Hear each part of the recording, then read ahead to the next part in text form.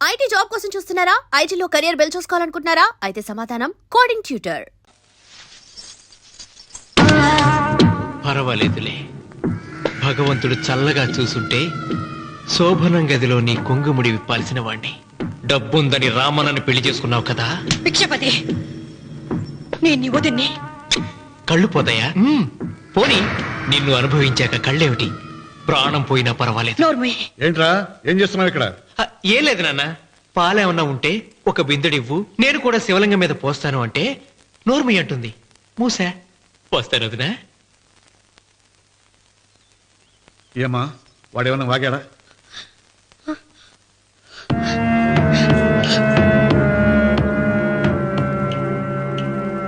భిక్షపతి, అవును, అసహ్యంగా చండాలంగా వాగాను. చంపుతావా? చంపు. మీ తాత ముత్తాతలు జంతువుల్ని చంపితే నువ్వు నన్ను చంపు. చంపి నా తల కూడా గుమ్మానికి వేలాడగట్టు. ఇదిగో, పుట్టినప్పటి నుంచి సీత నా భార్య అనుకున్నాను, ఆరాధించాను. నేను తాగుబోతుని, తిరుగుబోతుని, లపూట్ వేదవునని చెప్పి ఆ సీతకు రామన్న చౌదరి గారికి దగ్గరుండి పెళ్లి జరిపించావు కదా. వాళ్ళ కాపురం కూల్చే వరకు నాకు మనశ్శాంతి ఉండదు. సీతని కట్టబెడితే పీటల మీద విషం దాకా చచ్చిపోతుందని బంగారు లాంటి రామనికిచ్చి పెళ్లి చేయించానురా. వెంటనే నీ పద్ధతి మార్చుకోకపోతే నువ్వు తినే అన్నంలో విషం కలిపి తప్పేస్తాను వెధవా. వద్దు నాన్న, వద్దు.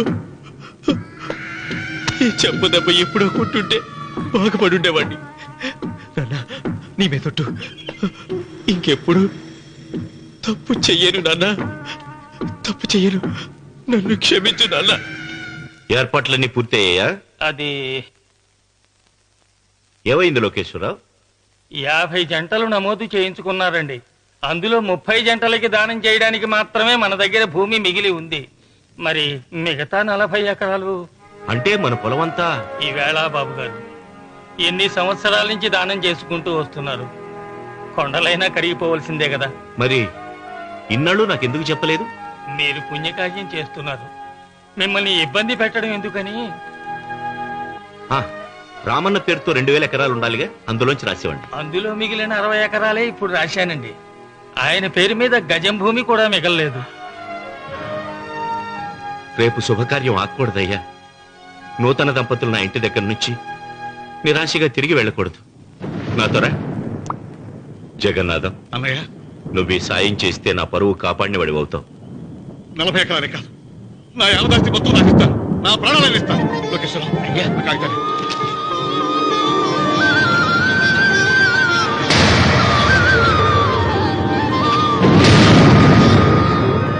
మీ కుటుంబం 10 కాళ్ళ పాటు చల్లగా ఉండాలయ్యా.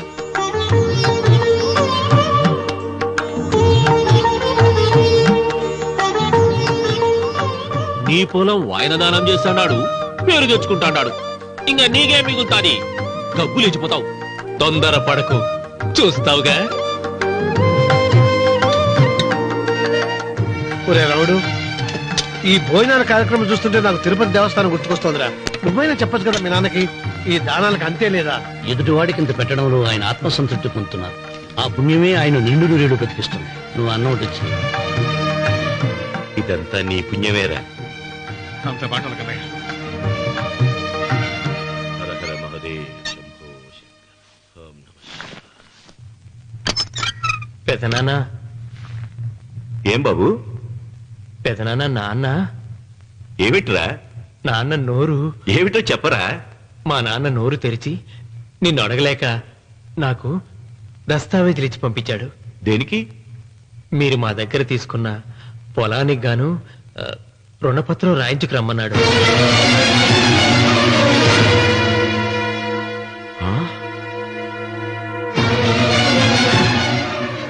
నా తమ్ముడు రుణపత్రం అడిగాడు. అయ్యో, సంతకం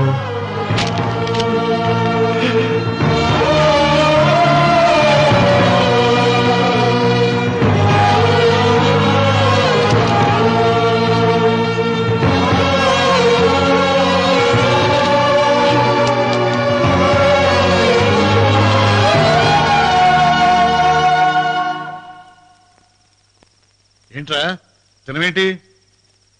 ఓహో, అన్నంలో విషం కలిపి చంపుతున్నానని భయపడి చస్తున్నావా? లేదురే తిను ఏంట్రా? నాకేమైంది? నువ్వు అన్నంలో విషం కలిపి నన్ను చంపుతానన్నావు కదా, ఆ పాపం నీకెందుకు అంటగట్టాలి అని నేనే నా అన్నంలో విషం కలుపుకున్నాను నాన్న. పొరపాటుగా పళ్ళాలు మారాయి. నాన్న ఎలాగో చచ్చిపోతున్నావు కదా, నీకు రహస్యం చెప్పనా? ఇంతకు ముందే మీ అన్నయ్య చేత దొంగ దస్తావేజీల మీద సంతకం పెట్టించుకున్నా. వాళ్ళని వీధిలోకి తీసుకొస్తా.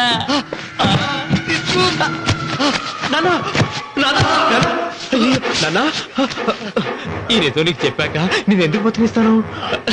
నాన్న చిన్నప్పుడు నీ గుండెల మీద ఆడుకుంటే తెగ ఆనందపడేవాడు కదా, పోయేటప్పుడు కూడా ఆడుకుంటా ఆనందపడే. చల్ చల్ గుర్రం చలాకి గుర్రం, చల్ చల్ గుర్రం చలాకి గుర్రం, చల్ చల్ గుర్రం చలాకి గుర్రం, చల్ చల్. నాన్న అయ్యో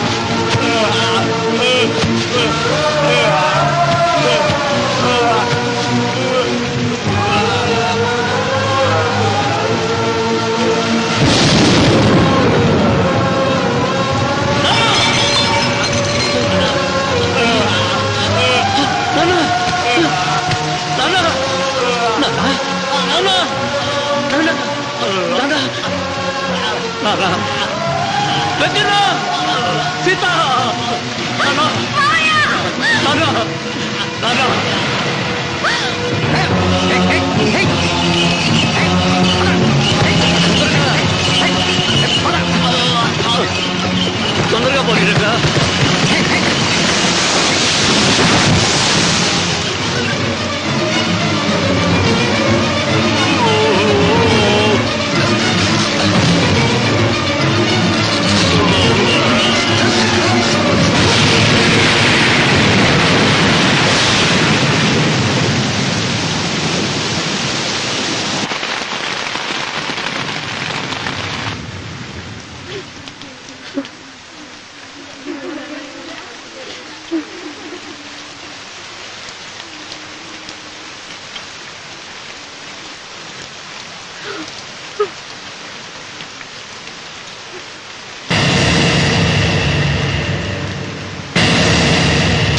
అందరికీ నమస్కారం. ఇది మా పెదనాన్న సంతకం పెట్టిన దస్తావేజు. అక్కడ మా నాన్న లేడు, ఇక్కడ మా పెదనాన్న లేడు. కానీ మా పెదనాన్న మా నాన్న దగ్గర 50 లక్షల డబ్బు, 40 ఎకరాల పొలం తీసుకున్నాడు. ఏ లోకేశ్వరరావు చెప్పు. అవునండి, నేను సాక్షి సంతకం చేశాను. ఈ అప్పు ఎలా తీరుతుందో ఆ ధర్మాత్ముడి శవం అక్కడి నుంచి తీసేలోపు చెప్తే బాగుంటుంది. బిక్షపతి మతుందా నీకు? ఇదేనా అడిగే సమయం?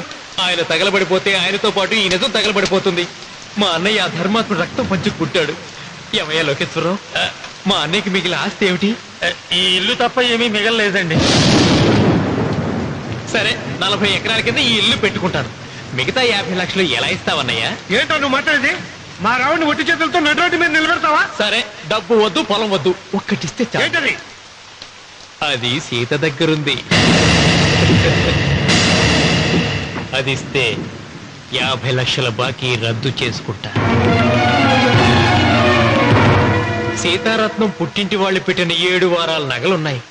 అవన్నీ నాకు ఇచ్చేస్తే నేను సరిపెట్టుకుంటాను.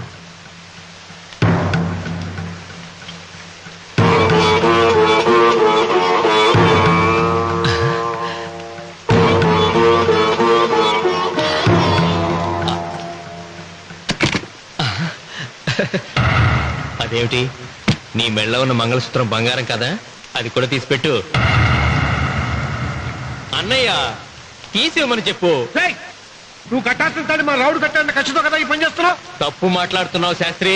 నాకు ఆ తాళి అక్కర్లేదు, ఆ 50 లక్షలు కట్టమను. మీకందరికీ చేతులెత్తి మొక్కుతున్నారు. ఒక ఐదు మీకోసం తన సరస్వాన్ని మీకు దానం చేసి కొడుకులు ఒట్టుకెళ్తూ నిలబెట్టారు మా శివరామకృష్ణ గారు. మీరందరూ ఇంటి మూలంగా లాభం పొందిన వారే. ఆ ఇల్లాను మంగళసూత్రం తీయకుండా కాపాడండి. దయచేసి మీకు కొంచెం సహాయం చేయండి. పంతులు నీకేమైనా సిగ్గుండదా? కడుపుకు అన్నం తింటాడావా, గడ్డి తింటాడావా? దానం ఇచ్చినట్టుది తిరిగి పీక్కుంటావా? ఊరికే ఇచ్చాడా? పుణ్యం కోసం ఇచ్చాడు. సత్యాక తిరిగి ఇవ్వమంటే ఎలాగండి? ఎవడు దానం చేయమన్నాడండి? ఒళ్ళు కొవ్వికి దానం చేశాడు. అన్నం పెట్టి తిన్నది కక్కమంటే ఎలాగండి? సోము తమ్ముడిది సోకేవా అన్నగారు అనుభవించారన్నమాట. ఏమిగా నిలబడి చూస్తుంటారు సిగ్గు లేకుండా? ఈయనే ఉంటే మన గుండె అని విక్కుంటారు, మనం వచ్చే పట్టుకొని అడుగు తినాలి.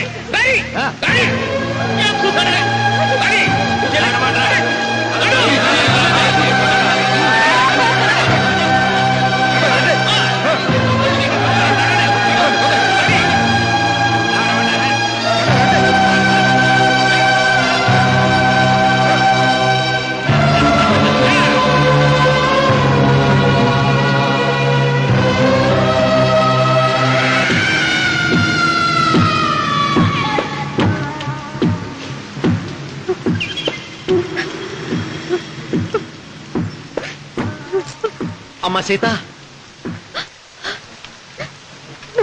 భిక్షపతి, మా వియ్యంకుడు బాకీ ఉన్న 50 లక్షల డబ్బు, 40 ఎకరాల పొలం నీకు నేనిస్తాను, సరేనా? సరే.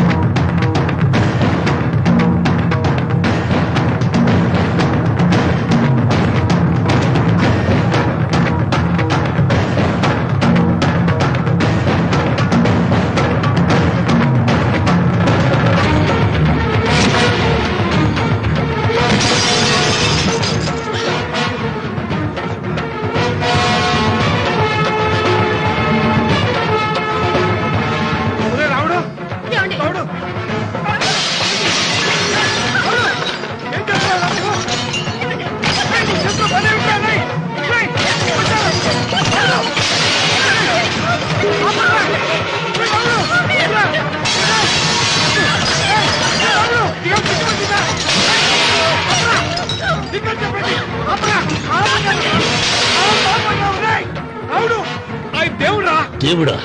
ఆయన దేవుడే అయితే 24 గంటలు శివ పూజ చేస్తూ దానధర్మాలు చేసిన మా నాన్నకు దిక్కులేని సౌనిస్తాడా? దేవుడి పట్ల అపచారం చేయటం మహాపాపం. దేవుడిని ఎన్నాడు మనం చేసుకునే ఆత్మద్రోహం. అసలు దేవుడే లేడు. దిష్టి బొమ్మలాగా నా ఇంటి ముందు ఆ శివలింగం ఉండడానికి వీల్లేదు. తప్పో మీరు ఆ శివలింగం జోలికి వెళ్తే నా ప్రాణాలు తీసేసి వెళ్ళండి. నా భర్త దేవుడికి అపకారం చేయడం ఈ కళ్ళతో చూసే కంటే మీ కళ్ళ ముందే చచ్చిపోతాను. నన్ను చంపేసేయండి. నీకు ఇంటి ముందు శివలింగం దేవుడా, నాకు మాత్రం నల్లరాయి. ఈ రోజు నుంచి నేను ఈ వీధి గుమ్మం నుంచి నడవను. ఆ నల్లరాయిని కన్నెత్తి చూడను. ఆ పెరటి గుమ్మమే నాకు వీధి గుమ్మం. ఇది అంగీకరిస్తుంది. నువ్వు నమ్ముతున్న దిష్టి బొమ్మ కోసం కాదా, నీ కోసం. లక్ష్మి వచ్చింది. ఇంకా సీతారాముడు. భిక్షపతి గారు తీసుకున్నది 40 ఎకరాలని, మిగతాదంతా కుట్ర అని, ఆ కుట్రలో నాకు భాగస్వామ్యం ఉందని రామన్న గారికి తెలిస్తే నన్ను చంపేస్తారండి. డబ్బు చూసేసరికి ఆశ పుట్టిందా? ఇదిగో ఈ సంగతి ఎవరికైనా చెప్పావో కోసేస్తా. భిక్షపతి, నువ్వు నాశనం అయిపోతావురా, నాశనం అయిపోతావు.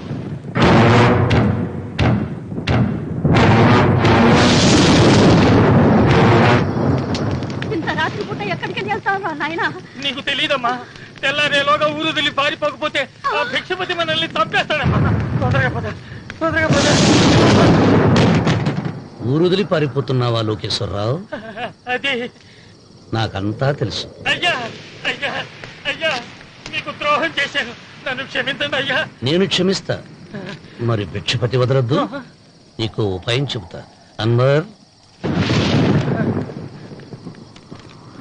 నీ ప్రాణాలకు భిక్షపతి మూలంగా ప్రమాదం ఉందని నీ చేతులతో నువ్వే రాసు. నేను కాపాడతాను. దాన్ని జాగ్రత్తగా మడిచి నీ జేబులో పెట్టుకో. అర్థం కాలదా? నీ ప్రాణాలను ఆ చేతుల్లో పెట్టావుగా. మీ అమ్మను జాగ్రత్తగా ఇంటికి తీసుకుని వెళ్ళు. వెళ్ళు. వస్తాం బాబు.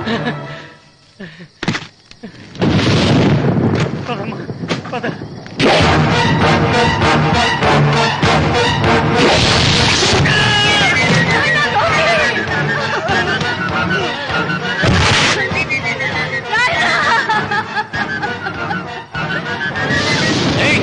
ఎడవకో, ఎడవకో. కన్నీళ్లు పెట్టేంత గొప్ప చరిత్ర కలిగిన వాడు కాదే నీ కొడుకు. అన్నం పెట్టిన మా నాన్న చావు కారణమైన వాడు. నీ కొడుకుని భిక్షపతి చంపాడని పోలీసులకు చెప్పాలి. అప్పుడే బ్రతికినంత కాలం నీకు నీ మనవరాలకి ప్రాణభిక్ష పెడతాను. లేకపోతే అలాగే బాబు. అన్వర్, అయ్యా, వీడి శవాన్ని తీసుకెళ్లి భిక్షపతి ఇంటి ముందు పడే.